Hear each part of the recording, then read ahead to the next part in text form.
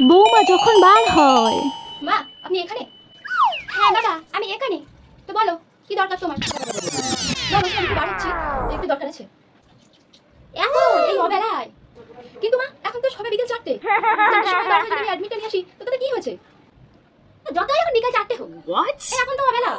কিন্তু আমি তো আমাকে বলে রেখেছিলাম যে আমি হচ্ছে কালকে বিকেল বেলা বার হবে, এরকম আমার অ্যাডমিট দেবে, পরীক্ষার অ্যাডমিট আসবে। তা বাচ্চা তোমার মা কি তোমাকে কিছু শেখায়নি না কি গো? অবেলায় বাড়ি থেকে বার হতে হয় বউদের, তুমিই বলো।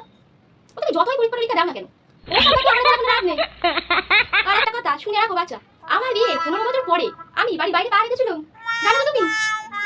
আর তোমরা এসব কি করো বাচ্চা? মা ইয়েস। হ্যাঁ বাবা আমি একটু বার হচ্ছি। ঠিক আছে বাচ্চা যা। তা কোথায় যাচ্ছিস শুনি? আরে ধুর অত বলতে পারবো না, আমি বার হচ্ছি, দরকার হচ্ছে, অত জিজ্ঞেস করবে না তো। ঠিক আছে বাচ্চা যা যা সামনে যা। ছেলেদের আবার বেরোনোর সময় আছে নাকি? ছেলে 10টা থেকে 11টা, ছেলেরা তো যখন তখন